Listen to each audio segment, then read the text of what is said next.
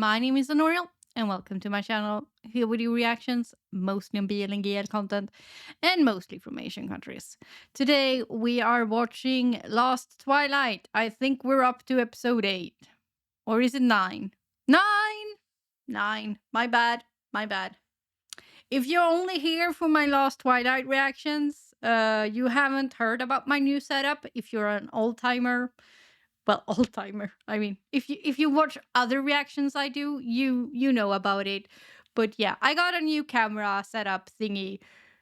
and a new camera, which is not new because I'm switched from a webcam to my phone, which is way better than a crappy webcam. I know, I should have done that ages ago, but it needed some toys, and I bought some toys. Don't get any dirty ideas. Not that kind of toys, people. But yeah, so I bought some technical toys because I'm a girl, but I like technical toys. And sometimes I don't feel like a girl, so you know. But I know you're gonna say I'm a girl, so. Anyway, that's a discussion for another day.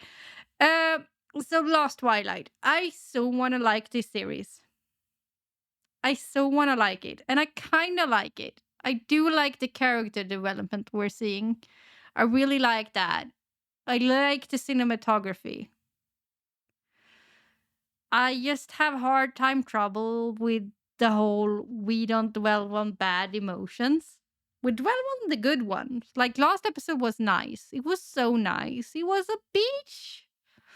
trip and they were happy and they were cute and they were kissing on the beach. And it would have been awesome if the episode didn't begin with him knowing that, you know, my eyesight will be gone in 2 months. And yeah, you could argue that, well, that's not news to him. He knew it was going to get worse. But it's a whole lot of hell different going from that might happen to, yeah, you don't have more than 2 months. It might be faster than that, but no more than 2 months until you won't even be able to see shadows, until it goes completely dark. That's a whole lot different, you know? So, and we just scrubbed over that. We got to see the doctor scene and then we didn't dwell on it. We didn't do anything with it. We had a fluffy, cute episode. And I'm like over here thinking, shouldn't that have greater impact? I don't know. I kind of hoped it did. I thought this series would hurt. Maybe. Anyway, we got a bit of a drama thing going on at the end there when Dad showed up because they're at a wedding in a different town, and I think that's the town that they was born in because we got a little bit of the backstory there. It might not be anything because that's heavy emotion and we might just skip past over it. It might be a short scene and then we're never talking about it again. I don't know. I'm hoping we dwell a little bit more on it, that it has some impact, that it's just not there for tension for 5 minutes and then we move on to the cute stuff. But since I'm watching this like a day after the episode was aired, I've seen some screenshots from other reactors. I haven't looked, but you know, I get some screenshot of their thumbnails. So I saw a lot of crying going on. So maybe this is the episode I've been waiting on. Maybe this is where it's gonna be butt hurt. Which no one is gonna be happier than me at this point, to be honest. I am weird. I know. I am weird that way. But that's just yeah.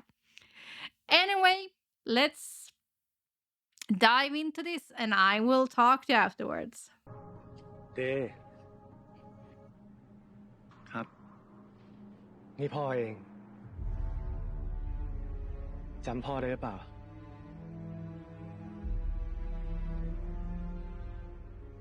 พ่อไนท์มันบอกว่าเดย์จะมางานเนี้ยพ่อเลยตามมาเจอหน้าเดย์ So Knight still speaks to Dad? คือพ่อรู้เรื่องตาเดย์แล้วนะ ไม่เป็นไรนะลูก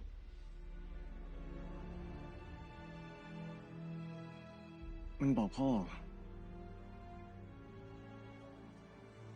เป็นเรื่องอะไรบ้างที่ยังไม่ได้บอกอะ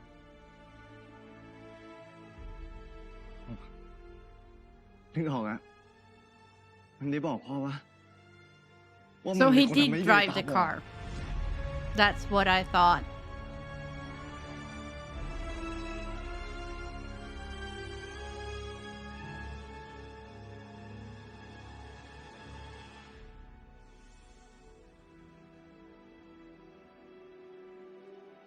Hey.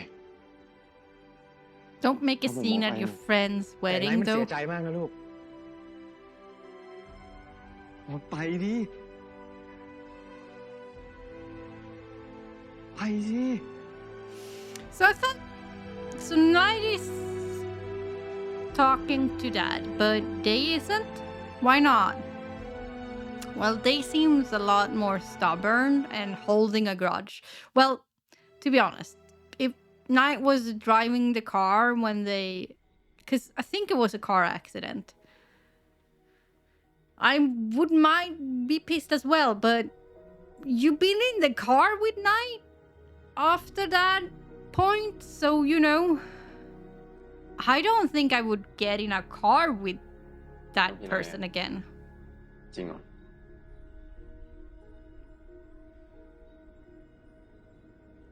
คืนนั้นน่ะ ผมไปรับพี่นายที่ร้าน Okay, so no, you drove. Did you drive the car?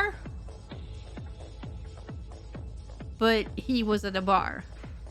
Well, then he's not, you know. Just because you were at the wrong time at the wrong. เห็นไอ้นายไหมพี่ อันนี้แหละครับ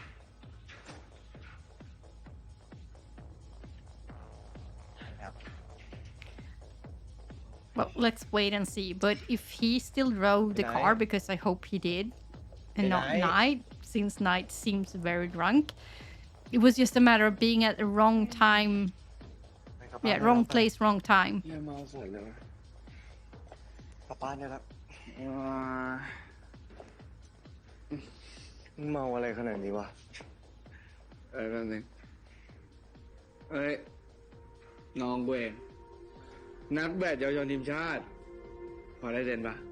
ถ่ายรูปได้นะเว้ย เอาวะเลิกเพ้อเจอแล้วแหละปะโอ้โห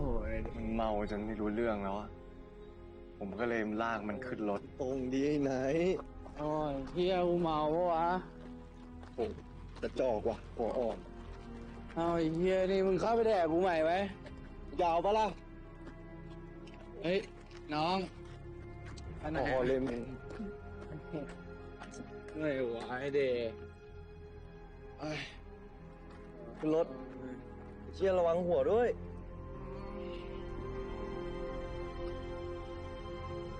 โอเคปะเนี่ยมึงเอาหัวเข้าไปดิปวดเหมือนแม่เลยวะ Well, you're pretty drunk.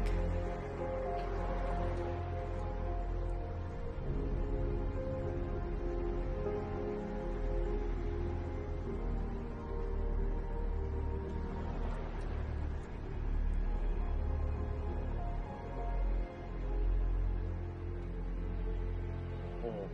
ใครเป็นพี่เป็นน้องกันแน่วะเพราะมึงไงพี่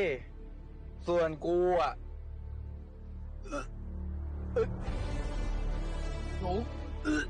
อีกที่ไหนมึงอย่าพูดว่องนะ I mean, you should have thought about that. I don't mean to be mean, but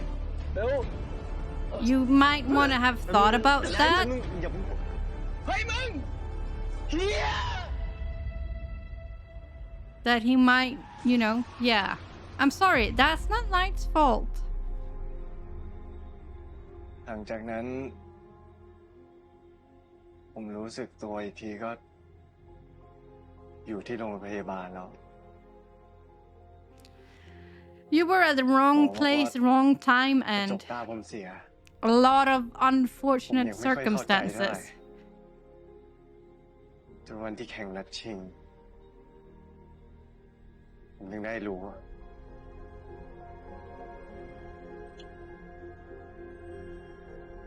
It's not really Knight's fault though. It's just easier to blame him. พี่เข้าใจเว้ยว่าทำไมเดย์กับพี่ไนท์ถึงได้แบบ ผมเข้าใจเว้ย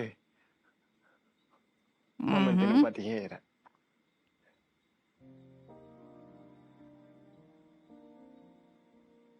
แต่ที่ผมแม่งไม่ไหวเนี่ยเวลาที่แม่งสร้างภาพเป็นเด็กเดียวใจแม่เนี่ยเฮ้ยแม่งเหมือนช่วยโอกาสว่ะรับหลังแม่งก็แย่งทุกอย่างจากผมไป He's trying to do better because he's trying to be better because he's ashamed. He lives with that shame every day. He blames himself. So he's trying to do better. พูดมาได้ไงวะ He's not trying to take what's yours. He's never done that. Not what we have seen. ไม่ใช่มัน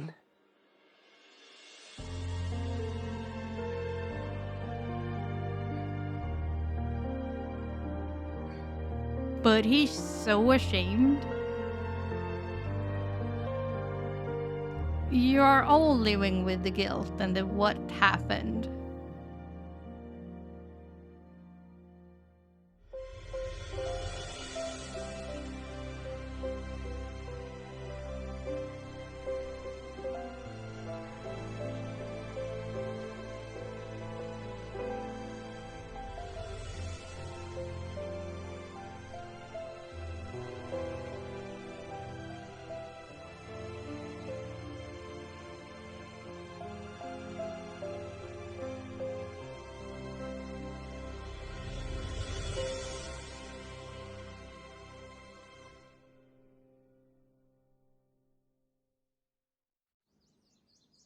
มาแล้วจ้ากุ้งผัดสตอหอมไหมหอมไหม ที่สุดเลยรักหอม เฮ้ยเป็นไง เมื่อคืนตอนนอนกันได้ไหมพี่ลืมบอกไปว่ายุงของขาแม่งโคตรดุเลย กัดเจ็บชิบหาย สบายมากพี่ พี่อ้น เมื่อคืนผมขอโทษนะครับ ที่ทำงานพี่วุ่นวายเลยอะ เฮ้ยไม่เป็นไร สบายมาก แต่พี่ตกใจมากกว่านะ ที่น้องเดย์เป็นคนบ้านเดียวกับปลาด้วยอ่ะ นั่นดิเดย์อยู่อำเภออะไรหรอ ผมอยู่ที่นี่ถึงแค่3 ขวบเองอะจำอะไรไม่ค่อยได้เท่าไหร่ คุณแค่ว่าแถวบ้านผมเนี่ย มีร้านก๋วยเตี๋ยวที่ใส่เต้าหู้หวานๆน่ะ นี่ อันเนี้ยเขาเรียกว่าเต้าคั่ว อยู่ตรงหน้าเดย์เลยหากินที่ไหนไม่ได้นะ จริงเหรอพี่ อยากกินไหมเดี๋ยวพี่ตักให้ เอาครับ โอเค โอ้ย ถ้าแม่น้องเดย์เขาเคยอยู่ที่นี่นะป่านนี้เขาทำให้กินจนเบื่อแล้วมั้งใช่ป่ะ แม่ผมเขาไม่เคยทำอะไรของที่นี่ให้ผมกินหรอกครับ เอ้าทำไมอ่ะ ของกินที่นี่อร่อยตั้งเยอะนะ She doesn't like the divorce thing, I think. ตอนนั้นพ่อผมคงมีเมียใหม่มั้ง ทิ้งให้แม่ผมต้องไปขอข้าวคนแถวนั้นน่ะจนสุดท้าย แม่ผมก็เก็บเสื้อผ้า แล้วก็พาพวกผมหนีตายมากรุงเทพ See? หลังจากนั้นเขา His ก็ mom is one whoไม่เคยพูดถึง should ที่นี่เลย understand the whole thing of getting second chances and fighting for พี่ riches ขอโทษ and นะพี่ไม่น่าถามเลยว่ะ don't ไม่เป็นไรเลย judge พี่ people on ไป if เข้าดี they กว่า have money or not. So hopefully she won't อันนี้เรียกว่าอะไรนะ judge. อันนี้เรียกว่าเต้าคั่ว เต้าคั่ว แล้วข้างๆเนี่ยคือขนมข้างคาว ขนมข้างคาว ให้เดย์ชิมลองดูคือหาที่กรุงเทพ Yeah, ไม่ and ได้เลย shouldn't judge him ต้อง for ที่นี่ his เดียว past เดย์ต้องกิน when เยอะๆแล้ว she figure out ขนมข้างคาว that กลับบ้านไป they and ผมไม่ได้กิน him นะ are เนี่ยพี่ตักให้อยู่โรงเรียน dating. นะเดย์ ขนมข้างคาวอยู่ 9 โมงโอเคนะ But maybe she will. I don't know. People aren't always logical.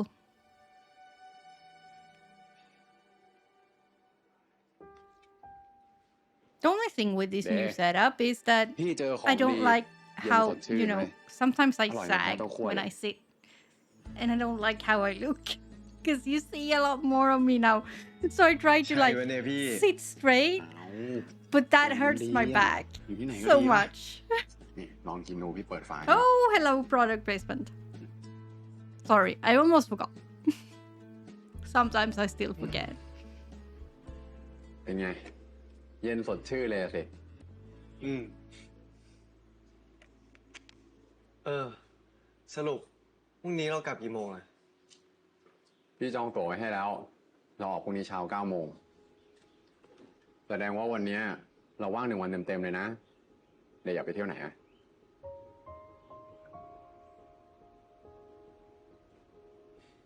นี่ พี่อ้นเขาบอกพี่นะ ว่าถ้าเราเลี้ยวซ้ายไปเนี่ย เราจะเจอสวนมังคุด ส่วนเลี้ยวขวาเนี่ยเจอบ่อนไก่ชน หรือว่าเดย์จะอยากไปเที่ยวสะพานแดง พี่ หืม พาผมไปหาพ่อหน่อย You need to talk to him. I mean, he did the wrong thing ambushing you at the wedding, but what choice did you leave him? Because I don't think you talked to him in years. Knight seems to talk to him, but you don't.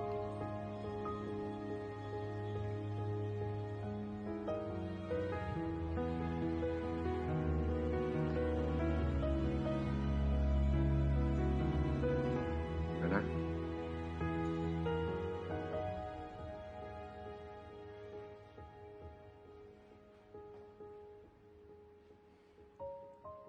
พ่ออยู่ข้างใน ไปเลยเหรอ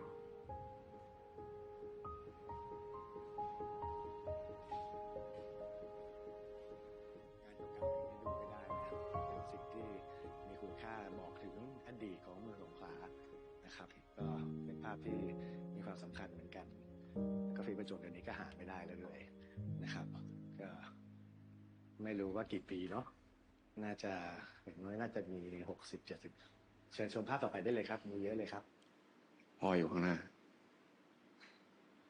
เฮ้ Mm-hmm.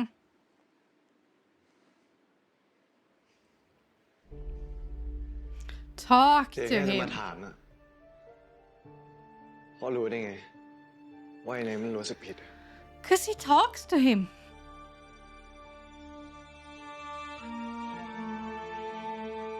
Probably. หลังร้อนนะลูก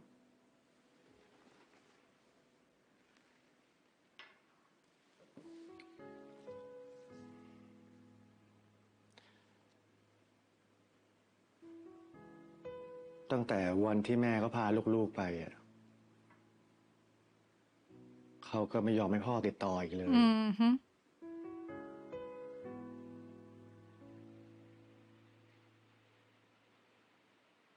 จนกระทั่งวันหนึ่ง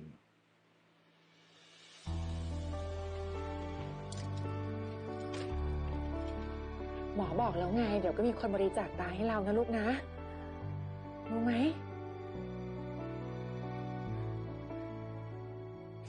พ่อ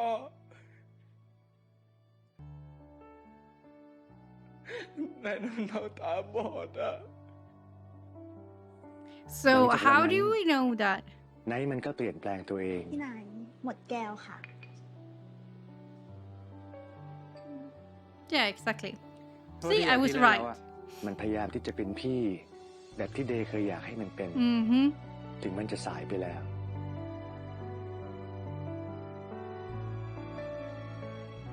He's giving up his แต่ไม่ว่ามัน entire จะพ life. ยายามแค่ไหน มันก็รู้ว่าชดเชยกับสิ่งที่ทำลงไปไม่ได้ He's just trying to make you happy any way he can. คิดว่าฟังแค่เนี้ยเดย์จะใจอ่อนเหรอ ยังไงเดย์ก็ไม่มีวันให้อภัยมันอะ But why not?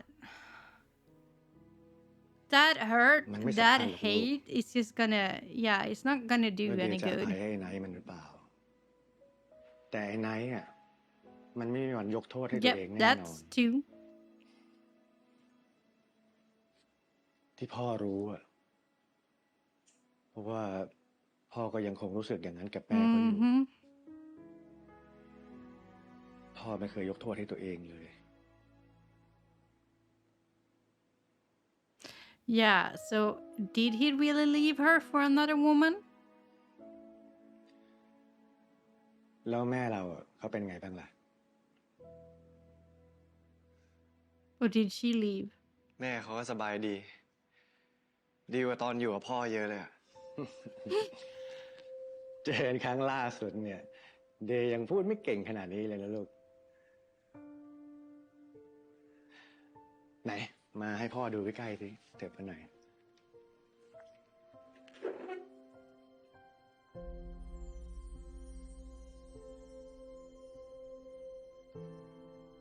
นี่โตมารอเหมือนพ่อเหมือนกันนะเนี่ย Mm-hmm. ก็แสดงว่าพ่อรอสิ แน่นอนลูก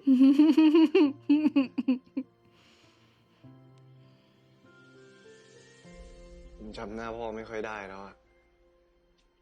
แม่เขาทิ้งรูปไปหมดแล้วอะตอนนี้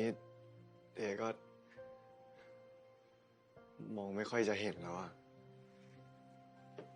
นี่มาดูใกล้ๆกันเลยลูก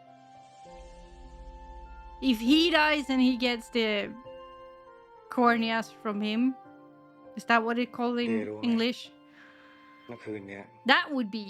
พ่อไม่ได้ตั้ง sad. ใจไปให้เดย์ Because เห็นหน้า that's นะ the ลูก reality, people. Someone has to die.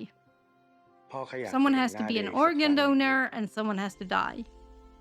for him to get that transplant. And he has to be on the top of the list to get that transplant. There is no other way. There is no synthetics. There is ขอบคุณ that ที่มาหาพ่อ transplant is from another ขอบ human. คุณที่เข้าใจพ่อ And that is why it's important to become an organ donor.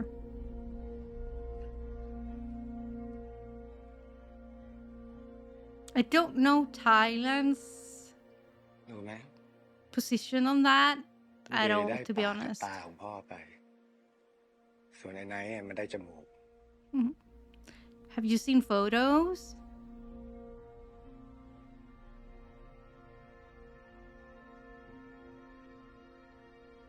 พ่อผมยาว พ่อเป็นศิลปินนะลูก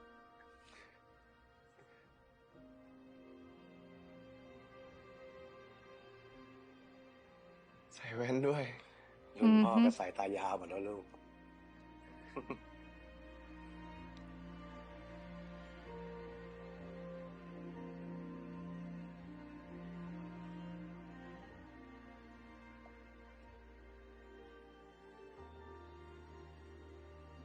ผมคิดถึงพ่อนะ พ่อก็คิดถึงลูก คิดถึงเสมอ Maybe ว่า talk to him sometimes. It would do you some good to, let go of some rage. พ่อไม่มีพ่อผม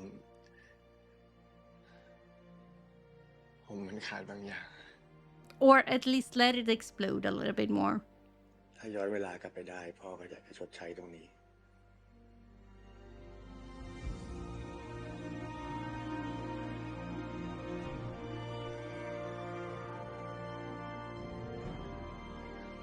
รักลูกนะ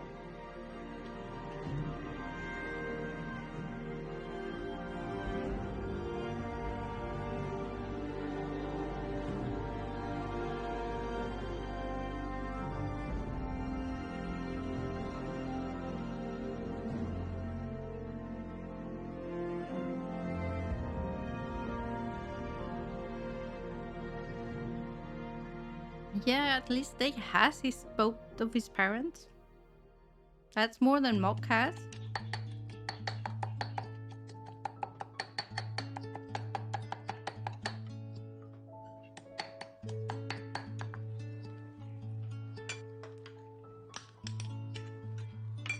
หืมลูกมือของป้านี่ใช้ได้เนี่ย ลูกมืออะไรล่ะ คนเนี้ยเชฟใหญ่ วันนี้ปาเป็นลูกมือจ้ะ ใช่เหรอ อืม เชฟทำอะไรอยู่ครับ น้ำพริกกะปิฮะ ขอลองชิมได้ไหมครับ ได้พี่ ได้ ขอบคุณครับ เฮ้ย ใช้ได้เฮ้ยมันกลมกล่อมนะเนี่ยใช้ได้งั้นผมฝากต่อเลยนะครับพี่ปา ได้เลยอ่ะ ป้าลองชิมเลยอร่อย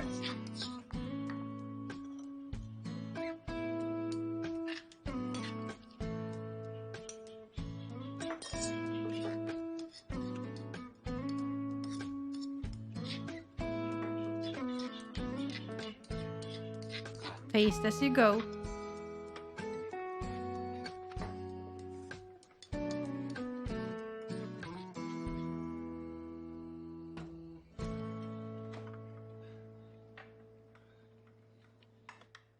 ไอ้ยาน้องมอกลืมตัวน้องมอกมีของดีเหมือนกันนี่หว่า ขอบคุณครับพี่ มือเนี่ยถือว่าเป็นค่าที่พักให้ผมแล้วกันนะตาโน่น พี่ให้อยู่เป็นเดือนเลยอะ ฝีมือดีขนาดเนี้ย Mm-hmm. เริ่มเบื่องานพี่เลี้ยงหรือยังอ่ะ Is it gonna try and recruit him to the hotel? ไม่ก็ห้องอาหารที่โรงแรมพี่อ่ะคือพนักงานเนี่ยเข้าออกวุ่นวายเต็มไปหมดมันก็เลยขาดมือดีไปคนนึง Mm-hmm. อ๋อ ไอ้สิงห์ค่ะมึงไม่ชวนคนอื่นเลยนะ คนเนี้ยน้องเดย์เขาห่วงเว้ย ไม่ใช่เปล่า เอาไปเลยพี่ ผมยกให้ เอา แถบตังค์ให้ด้วย นี่ไง Sure. ให้แถมตังค์ด้วย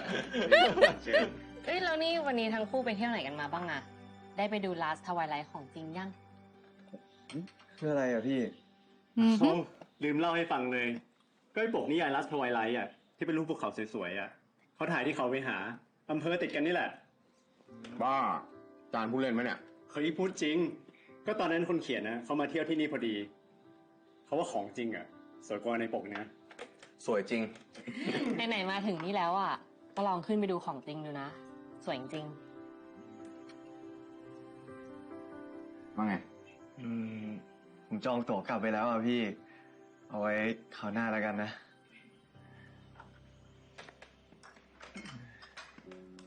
ได้อันนี้ Oh, he wants to go. He so wants to go. We booked them. Maybe it costs money. I don't know. Sometimes you can't rebook tickets, but maybe call mom. I mean, byพี่รู้ now, นะว่า mom เดี๋ยวอยากไป must know because Last Night Twilight isn't there. So she must know, right? ผมอยากรีบกลับบ้านนะพี่กลัวโดนแม่จับได้ I think she already Hỏi knows, kho lặng lại dude. I think she already knows.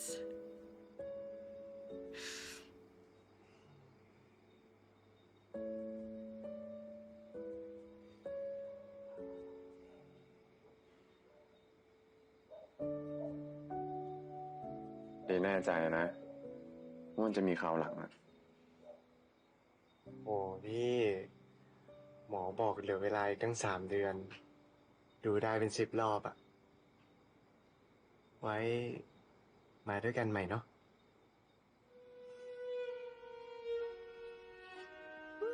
ชื่นใจ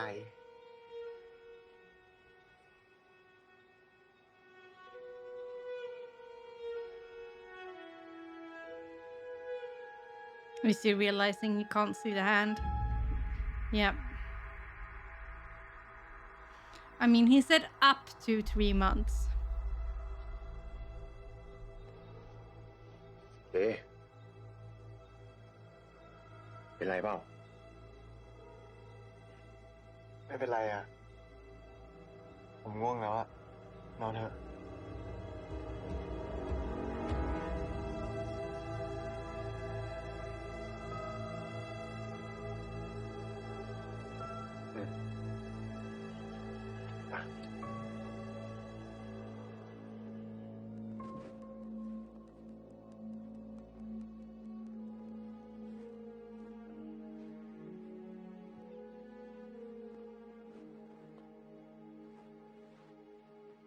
นี่เนาะ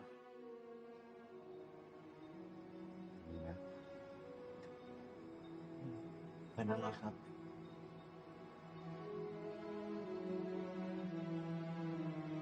I mean, Mock can see your face, dude. He knows you're sad. He knows something is up.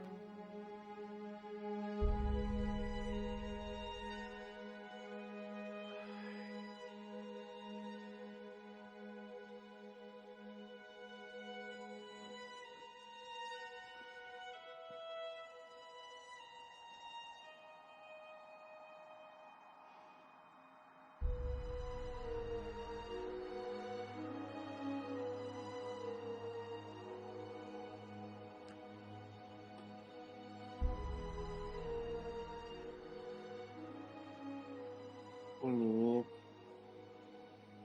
ผมไปดูภูเขา Last Twilight ได้ไหมอะ Mm-hmm.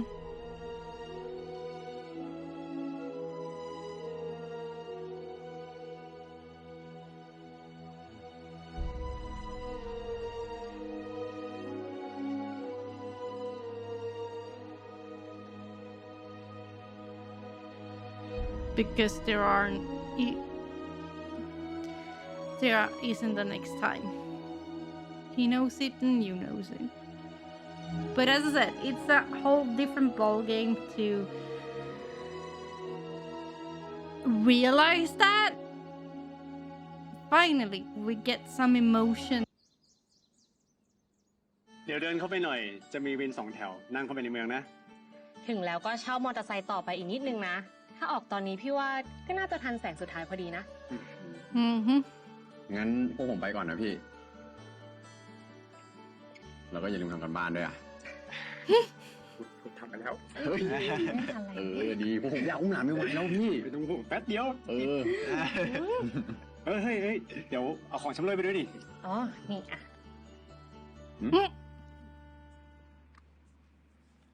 เฮ้ยจาน นี่มันของขวัญที่เดย์ให้พี่นี่ No, it's not. อ้าว ก็ของชำร่วยในงานแต่งพี่เนี่ยก็คือเอาหนังสือพวกเนี้ยส่งต่อให้หมอแขกที่มา แล้วพี่ว่าไม่มีเล่มไหนอะจะเหมาะกับพวกน้องเท่าเล่มนี้แล้วแหละ ลองมาไปเทียบดู จะได้รู้ว่าตรงปกจริงเปล่า Well, okay then. Did he get a other copy with the ending in it เฮ้ or ยแล้วก็ตอน not? ลงรถอ่ะอย่าลืมแวะเที่ยวถนนในเมืองเก่านะ แต่หลายที่ในหนังสือเนี่ย คนเขียนเขาก็ได้มาจากบ้านเรานี่แหละ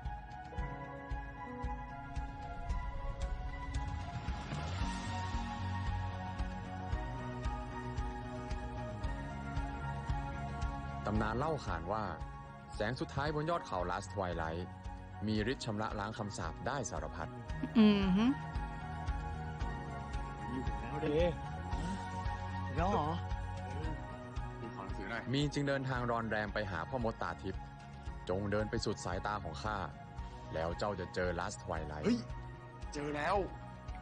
ตึกดวงตาเหมือนในหนังสือเดย์ จริงเหรอ เนี่ยอยู่ข้างหน้าเดย์เลย อ๋อ เดย์ยิ้ม1 2 3 รอยัง มาแล้ว มาถ่ายด้วยกัน ต้องอยู่ไหนอะ ทางนี้1 2 3ลุกดิ้งนะ โอเค 1 2 3 1 2 3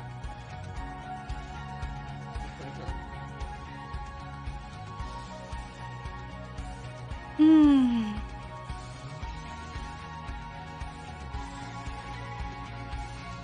แต่การจะไปให้ถึงได้นั้น เจ้าต้องอาศัยแผนที่ เจ้าต้องมีความกล้าหาญ เดี๋ยวเราจะเดินแยกออกไปนะ ซ้ายขวาก็เดินไปทางซ้ายช่วยทางขวา ลองเดินดูไปทำได้ เชื่อพี่ และที่ขาดไม่ได้ คือความศรัทธา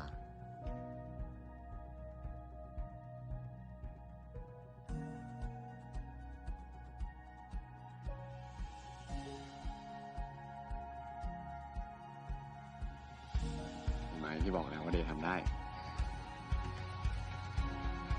เห็นไหม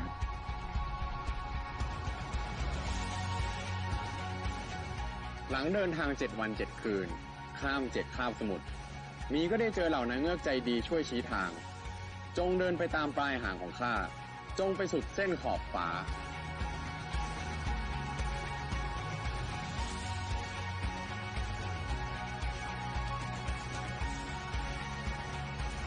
Was that just one day?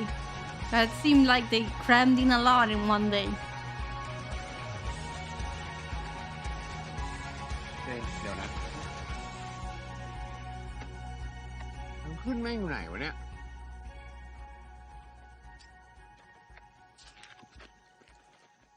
พี่ว่าเราโดนนางเงือกหลอกแล้ว พี่พาผมลงทางมาเนี่ย ไม่นะ พี่ก็มาตามแผนที่ปกติอะ Maybe. Tiny bit. โอ้โห สัญญาณมือถือแม่งหายอีก เฮ้ย พี่ครับ โทษครับ นี่ใช่เขาไปหาป่ะพี่ ใช่เนี่ยแต่ว่าเนี่ยเขาเหวี่ยงครับ แล้ว ทางขึ้นมันอยู่ไหนวะพี่ เอาแล้วใส่นงมาทางนี้ ปกติดูมันคำไปทางนู้นอยู่อีกฝั่งนึงนู้น อ้าว อืม ขอบคุณครับพี่นี่ไปขึ้นเขาเถอะไป โอ้พี่ว่าไม่ทันแล้วมันต้องออมไปอีกฝั่งนึงอันตราย โอเค งั้นแถวนี้มีที่พักไหมครับ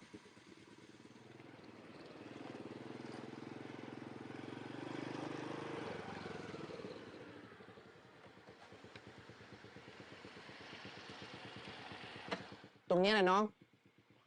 ขอบคุณมากนะพี่ครับไม่ได้พี่ผมแย่เลยอ้าว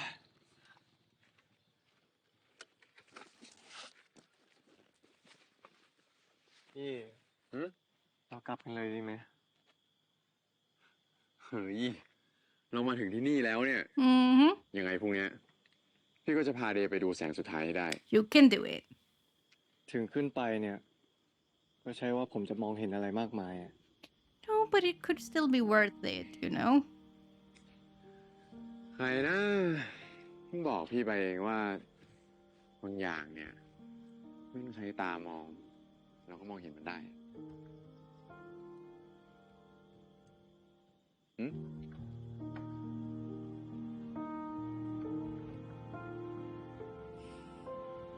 ไปพักกัน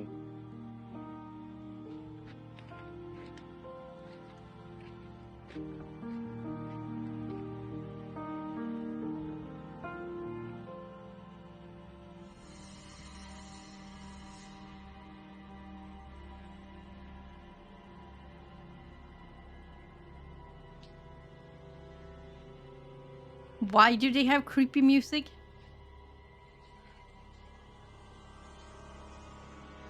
ทำไมผมรู้สึกว่าพี่ดูกลัวๆนะเนี่ย กามชวนคิดดีไม่ได้เลยอะดิ it's just ใช่เหรอพี่ dark พอผมมองไม่เห็นเนี่ย ก็กลายเป็นว่าผมไม่กลัวซะงั้นอะมาเดี๋ยวผมนำทางให้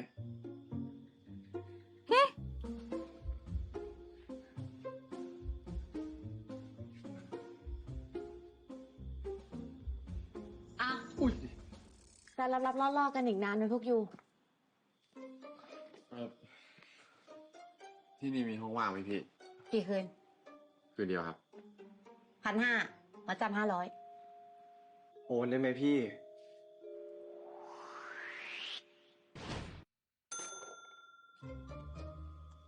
เดี๋ยวเขาจะพาเงินสดอ่ะ พี่ คือว่าผมเปลี่ยนแผนกระทันหันนะเลยไม่ได้เตรียมเงินสดมา โอเค เฮ้ยพี่ เดี๋ยวดิ ว่า พี่ครับ ผมกำลังจะตาบอดอะผมอยากขึ้นไปดูแสงสุดท้ายบนภูเขาอะตามที่นิยายเล่มนี้เขียนไว้อะ อืม นี่อาจจะเป็นครั้งสุดท้ายของผมแล้วก็ได้อะ they're doing มันอาจ the จะฟังดูละครไปหน่อย แต่ว่าผมพูดจริงนะพี่ yeah they are I I don't think it's even the pity card it's just they're trying honesty เดวิดเขาเคยมาพักอยู่ที่นี่ เดวิดเหรอ yeah the คน author ที่เขียนหนังสือ Last Twilight ไง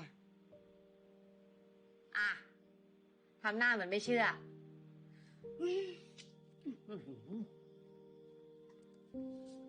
นี่ เห็นเปล่าเราไม่ได้โม้นะ เชื่อยัง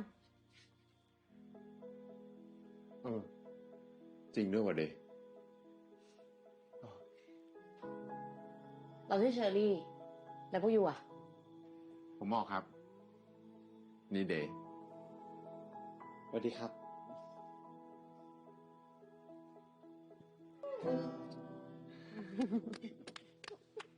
thank you พอมากพี่ พี่เชอรี่ครับ อืม พี่เชอรี่เคยเจอคุณเดวิดด้วยเหรอครับ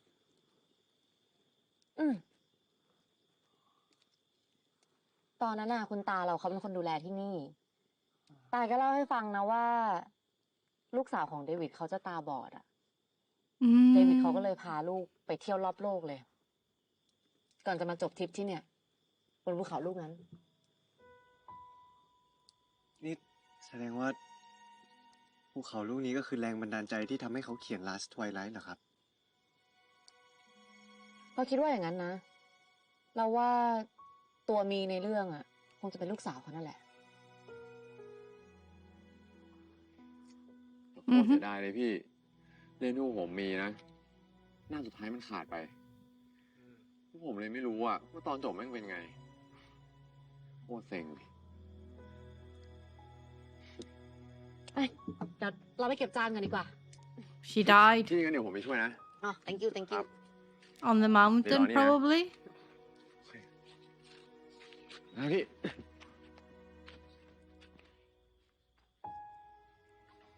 Why do I get a feeling the daughter died on the mountain or something like that? Because she said that the trip ended on the mountain. ฉันเลยต้องเอ่ยปากบอกรักเธอมานานแสนนานไม่อยากให้รู้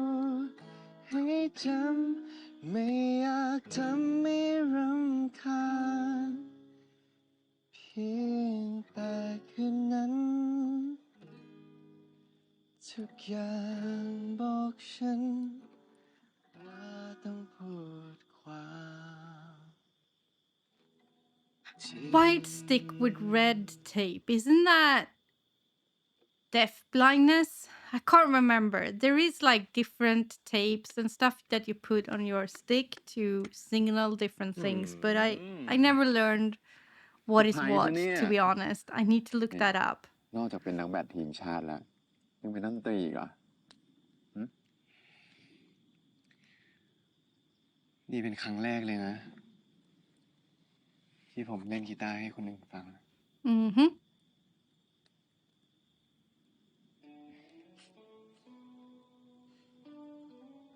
ความจริงการที่เราได้มาที่เนี่ยเราก็ได้ทำอะไรหลายๆอย่างครั้งแรกด้วยกันนะ Yeah, you kind of did, didn't you? ทั้งเมาเรียนบนชายหาด Mm-hmm. นั่งรถพ่วงข้าง Mm-hmm. กินขนมเต้าคั่ว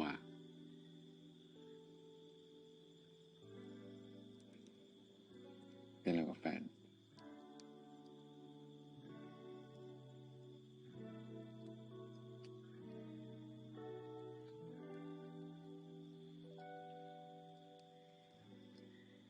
คืนนี้มีอีกอย่างอะ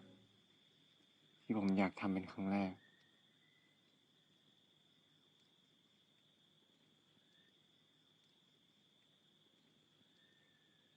กับพี่อะ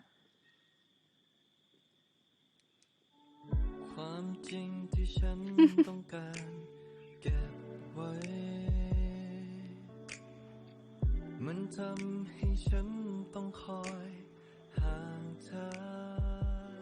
พี่ผมขอเสื้อผมคืนได้ไหม Well, that's one way of saying take your clothes off. I want my t-shirt back. บังเอิญคืนนั้นพระจันทร์สดสวยบังเอิญตอนนั้นเหลือเธอกับฉันทั้งสายลมและแสงดาวก็เหมือนแกล้งกันบังคับกันจนฉันทนไม่ไหว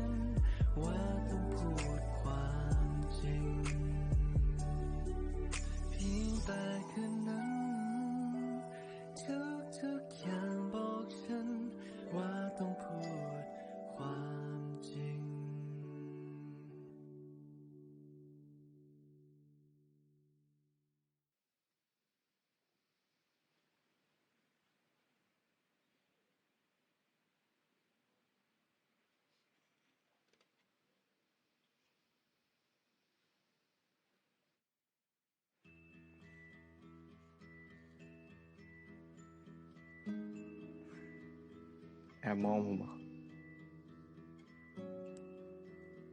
เมื่อคืนเห็นกันทั้งตัวแล้วอ่ะ Mm-hmm. ไม่ต้องแอบอะไรอีกอะ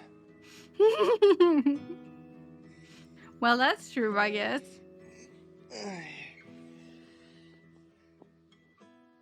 อย่างนี้ผมก็เสียเปรียบไปดิ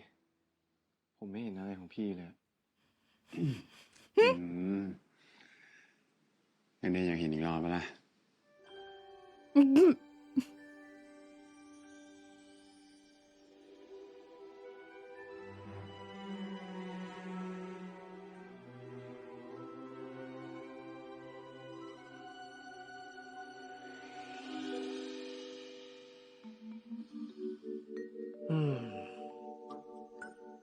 ความรู้สึกครั้งแรกเนี่ยมีแค่ครั้งเดียวเสมอ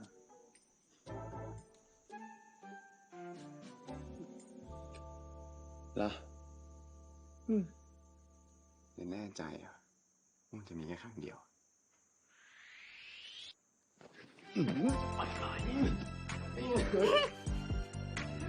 โอ้ย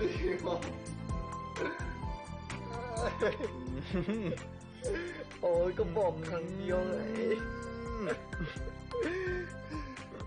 พี่เชอร์ขอบคุณมากนะครับ งั้นถ้าผมถึงกรุงเทพแล้วเนี่ย จะรีบส่งเงินกลับมาให้ โอ้ย สบาย ไม่เป็นไร แดดจัดเลยว่ะวันเนี้ยภาคใต้อะเนาะฝน8แดด4อะทำใจเผื่อไว้หน่อยแล้วกันนะ แต่อะไรสักอย่างบอกผมว่า วันนี้จะมีอะไรดีๆเกิดขึ้นนะพี่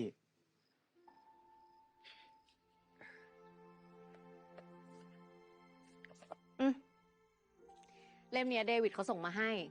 แล้วพอดีเราอ่านจบแล้ว เอาไปสิ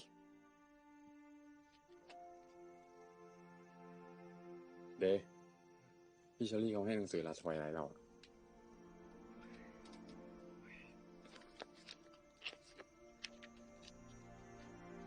เฮ้ย มีหน้าสุดท้ายด้วย แต่มีลายเซ็นเดวิด เดย์ พี่ ไม่เป็นไรครับสำคัญแบบเนี้ยพี่เก็บไว้เถอะเกรงใจ ใช่พี่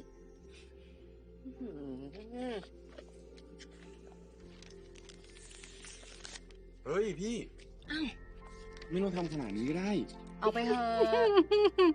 เราว่ามันน่าจะสำคัญกับยูมากกว่า ขอบคุณนะครับพี่ลี่แล้วตอนจบมันแฮปปี้ไหม I don't think it has. เอ้า จะมารู้ตอนจบก่อนก็ไม่สนุกดีวะ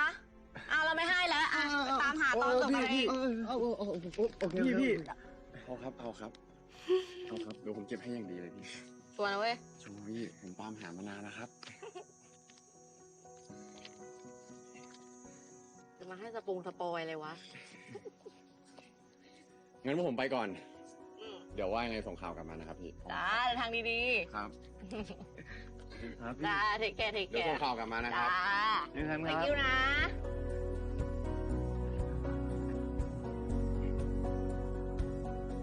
Maybe it has a happy ending, but I feel like it has a sad ending. Something like how she reacted yesterday and how she avoided the question today.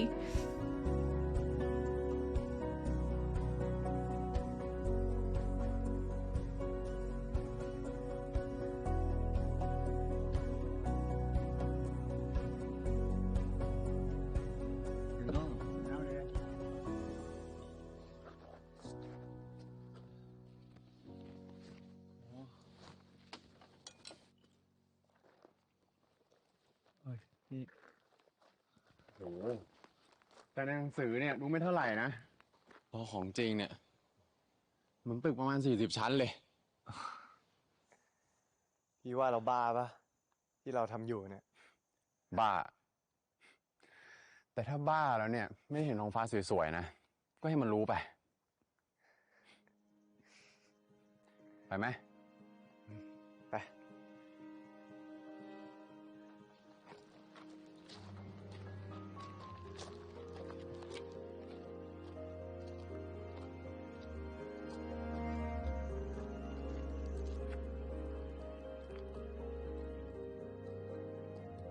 ไหวไหม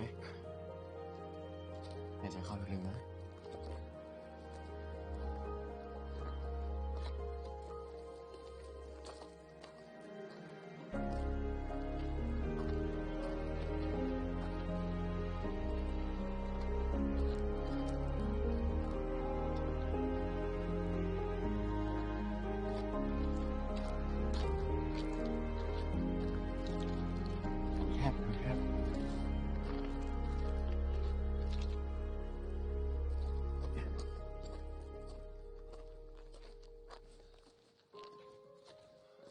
ไหวไหม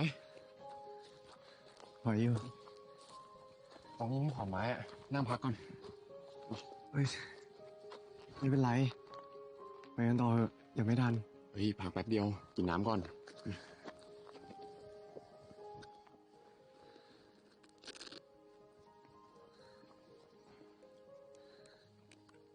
เดี๋ยวพี่เปิดให้แล้ว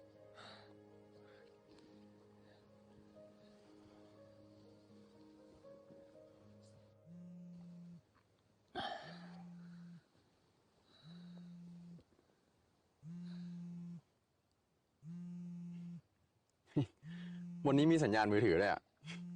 เดี๋ยวรอนี่นะ เดี๋ยวพี่มา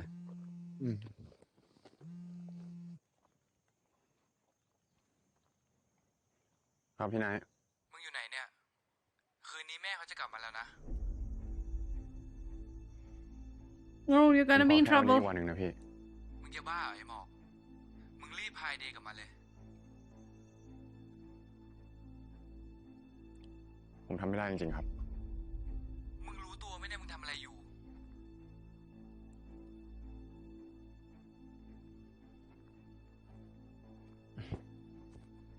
ไม่มีไร พอใจมันโทรมาเฉยๆอะ No, you're lying and he knows it. พ่อพี่ ไอ้ไหนมันโทรตามใช่ปะ Mm-hmm. กลับกันเถอะ ค่อยมาใหม่วันหลังแล้วกัน เดี๋ยวก็พอเถอะ อย่าคิดว่าพี่ไม่รู้นะ ตาเดี๋ยวก็จะไม่ไหวแล้วใช่ปะถึงได้เปลี่ยนใจมาที่นี่ ก็ตั้งแต่วันที่เจอพ่อเนี่ย ตาผมก็ค่อยๆแย่ลง จนตอนเนี้ย แค่คืบนึงเนี่ย ผมก็แทบจะมองไม่เห็นแล้วอะไม่รู้ด้วยซ้ำว่าจะทันขึ้นไปบนนั้นไหมอะ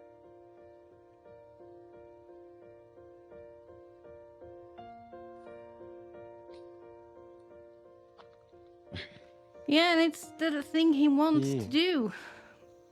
พี่ Mark is the one who แม่ respect ผมจะ that. กลับมาแล้วอะผมไม่อยากทำให้วันพรุ่งนี้พี่ต้องลำบากนะ But yeah, Mark has gotten like a job offer in a restaurant in another city, sure, but สำหรับพี่ he's also ไม่มีแค่วันนี้เท่านั้นเว้ย gotten a job offer as, you know, a mechanic. I think this is more important to him than losing his job. Sure, it might be hard to date Dave as well if you make the mom angry. That might be really difficult, but I get why he's doing this. I really do.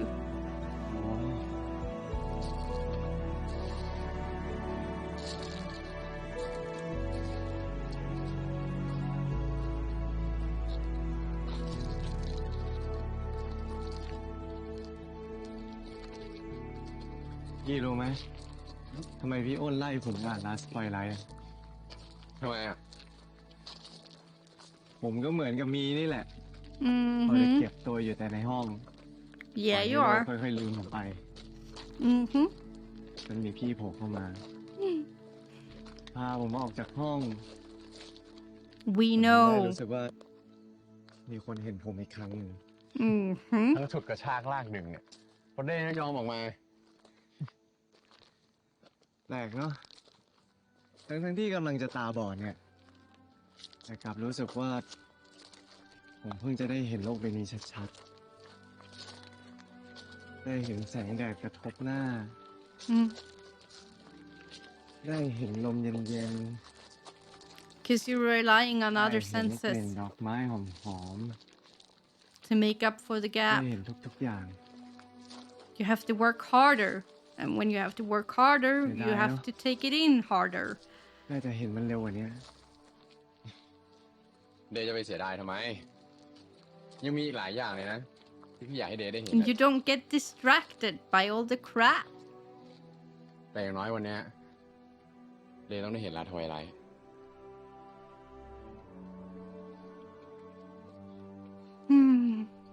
ไปต่อไหม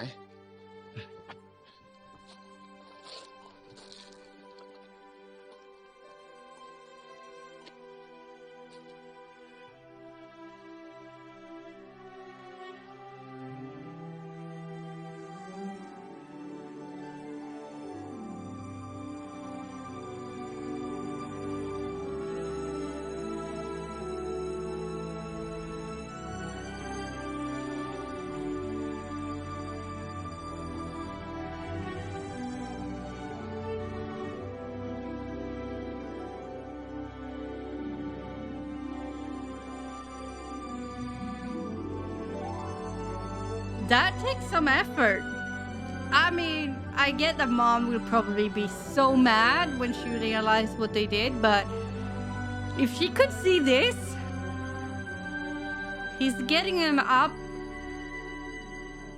on a rocky freak-ass mountain and probably down as well because they have to get down safely. ถึงแล้ว And he got him there. ไฟฟ้ายังปิดอยู่เลยอะ Like เรามี that เวลาอีกประมาณ should ครึ่งชั่วโมง count for ก่อนแสง something. สุดท้ายจะหมดงั้นเรามาลุ้นกัน Especially since it's gonna go down in the dark. งั้นระหว่างเรารอเนี่ย อ่านตอนจบให้ฟังเลยดิ Oh. Why do I get a feeling it's a sad ending?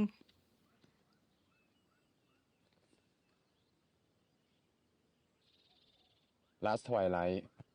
ปัดฉิมบท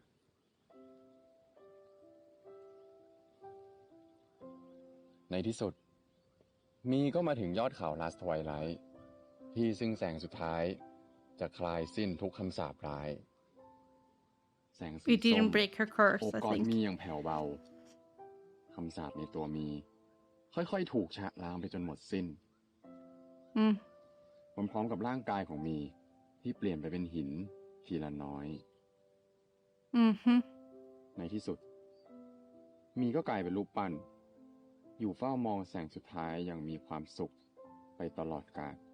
เฮ้ย ทำไมจบแบบนี้วะ ผมจะรู้ไหมอะพี่ก็ต้องไปถามเดวิดอะ Because I think she died.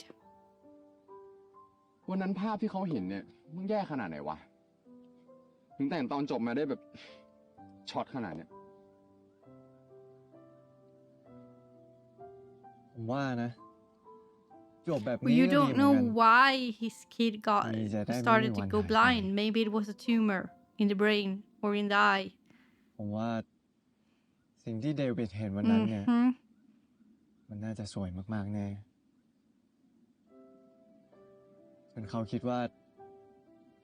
เขาไม่ต้องพาลูกไปตามหาอะไรอีกต่อไปแล้วอะ Or that. เวอร์แล้วเดย์อะไรที่สวยขนาดนั้นบนโลกใบเนี้ยไม่มีอยู่จริงหรอก You don't know that. มีสิ There is. โมเมนต์ที่มันดีอะ Mm. จนรู้สึกว่า I have a ต้องอยู่ few ตรงนี้ตลอ of ดไปเลย those. ผมเพิ่งเข้าใจอะ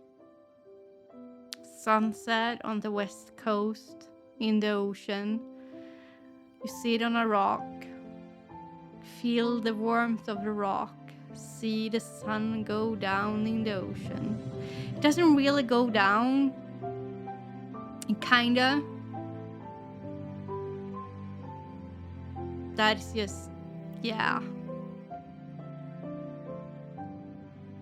Smell But the they don't salt make it from easy, the ocean. To me, ocean should be salty. I know it's strange, but that's because I grew up on the west coast and the นี่พวกกูอุตส่าห์ขึ้นมาแทบตาย ocean นะเว้ there ย is salty, really salty. ให้กูได้น้องฟ้าดูสวยหน่อยอ่ะ Oh, it's going to.ไม่ได้ Give it a moment. กูขอแค่วันนี้วันเดียว ให้กูไม่ได้หรอ I think it's going to. ในท้องฟ้าสวยๆที่พี่ว่าเนี่ย And then I have another moment when I just moved to Seville. อย่างน้อยก็ต้องสวยกว่านี้ป่าวะ I've been lost Yeah, that yeah. day for hours in อธิบายให้ผมฟัง 35 หน่อยสิ degrees. And then I got to the apartment where I was ท้อง supposed ฟ้า to เป็นสีส้ม stay, and I got to shower, and I got to drink water, and I decided to go out on the town to see if I could get my ก็มี bearings. ดวงอาทิตย์กลมๆอยู่ตรง And I กลาง end up on this square in front of the cathedral. มีเมฆสวยๆล้อมรอบ And I sit on a bench and I watch the cathedral just as the ถ้ามีลุงด้วยก็คงจะดีอะ cathedral church bells goes off. And I just felt like, เห็นมันแล้ว yeah, everything's going to be all right. สวยอย่างที่ I พี่ will ว่าจริ fit ง in here. I will feel at home here. ที่พี่เห็นตอนเนี้ยมีแต่เมฆสีเทา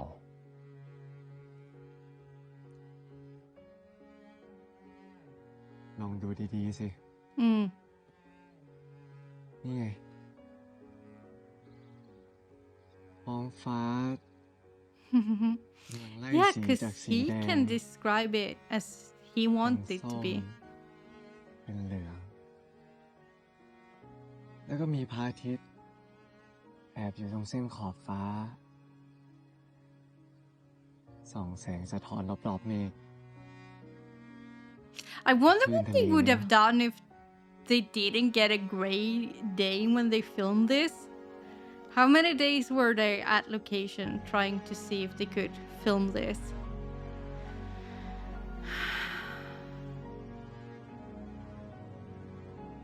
Yeah, you realize he doesn't see a thing. He sees what's in his brain. And so could you. Just imagine it.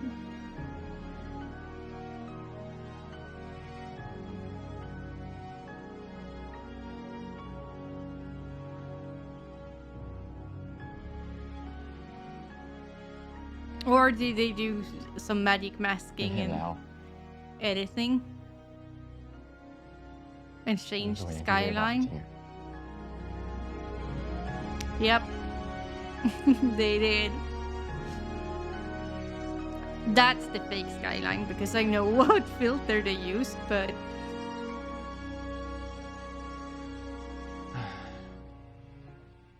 ได้เห็นทุกอย่างที่อยากเห็นแล้วเนาะ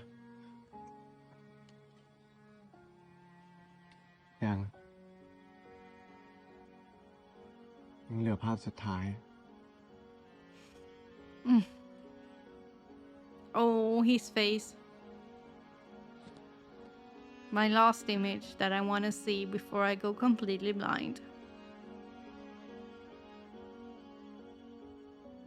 นี่พี่ยิ้มอยู่หรือเปล่า Oh, he's crying. Smile for him.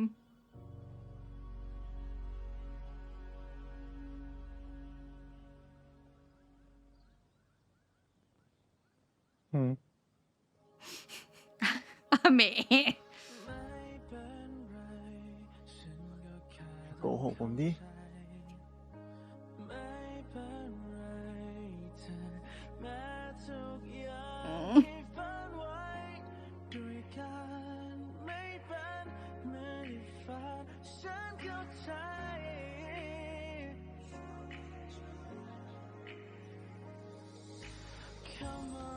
ที่เธอบอกรักช่วยต่อลมหายใจ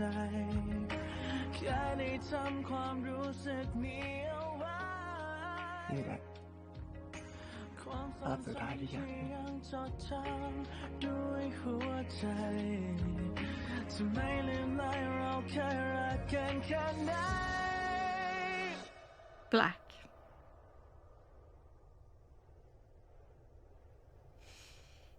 He didn't get to see it. Oh no. ภาพสุดท้ายที่ฉันจะจำคือภาพที่เรารักกันภาพสุดท้ายคือตอนที่เธอมองมา And he knows it. แต่ฉันเขาจะจำไว้ ในที่สุด มีก็กลายเป็นรูปปั้น อยู่เฝ้ามองแสงสุดท้ายอย่างมีความสุขไปตลอดกาล ฉันจะจำเธอในใจ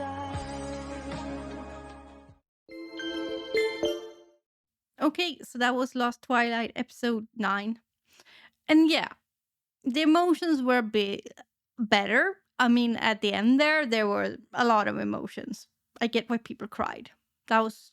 sad. I almost cried, which is, you know, if you've been here, if you've been around, you know, that's unusual.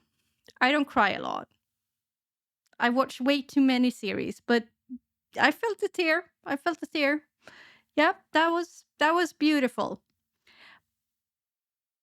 But again, the whole, you know, in the bed where they know, both of them know that there is no last time. He's losing his sight in rapid speed. That is why he's asking for the change of plans. I felt like, again, that was a missed opportunity. It went by so fast. They didn't let that sit for, they could have, it's just a minute or two just to have the full impact of that. But it felt rushed. And every time we get to like bad emotions, except for, and even here at the end, to be honest, they cut because, it's the end of the episode. Every time we get to a bad emotion, sadness, anger, whatever, in this series, they cut it a bit too soon, in my opinion. Because bad, I'm doing this. Bad feelings, you need them to sit. You need silence. You need them to take space for a real impact. If you just rush through them, they're not gonna have that deep impact on the audience. You need to be brave and let those emotions breathe in the space of the series. And this is the perfect example of Piaf's director style, where he and I just don't agree. I want him to let those bad emotions breathe a lot more.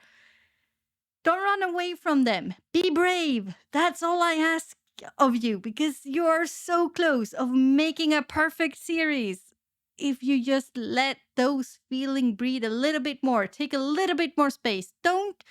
because if you notice, that was at the end of, that part of the episode. And then we went into happy, uplifting feelings, because we got to make the audience forget that they were almost feeling something sad and negative. No, let's make it happy again.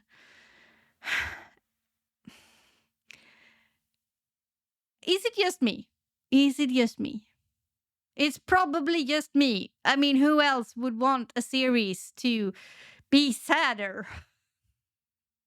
I know, it's probably just me. But now that I see it, and now that I really sat and try to analyze what is it with his series that always get me like so close to feeling that they are perfect, but then they kind of fall. I wouldn't say not that they're bad. They're absolutely not bad. I have loved all of his series, but in a way where I'm like, it's good. Yes. But not as good as everybody keeps telling me I should think it is. And I am missing something to make it that extra magical. Oh my God, I can't stop obsessing about this series. And now that I understand what that issue is with his series, I can't unsee it. Every episode, I will probably keep on bugging you about this, because it's gonna bug me. It's gonna bug me. And that is because they're so freaking close to perfection to be that series that I just can't shut up about. Like Until We Meet Again, or Absolute Zero, which I did enjoy more than I should. And what else? Triage and Dear Doctor. Dear Doctor is a perfect example of just that. Yeah. Watch it if you haven't watched it. But in all of those series, they let the bad emotions breathe, take bigger place, at equal amount of space as the good ones. And it works. It works, people. Don't run away from bad feelings. We are so good at that in our society. We keep on running. We keep on trying to not feel anger or sadness or guilt or whatever. But it's good for us. It's good for the human experience. We need to let us feel those things, and it should be okay. And when a TV series continuously keep on telling us that we can't, we have to gloss it over with happy feelings, that's gonna bug me. Because, yeah. Anyway, that was it. I will talk to you next time. Bye!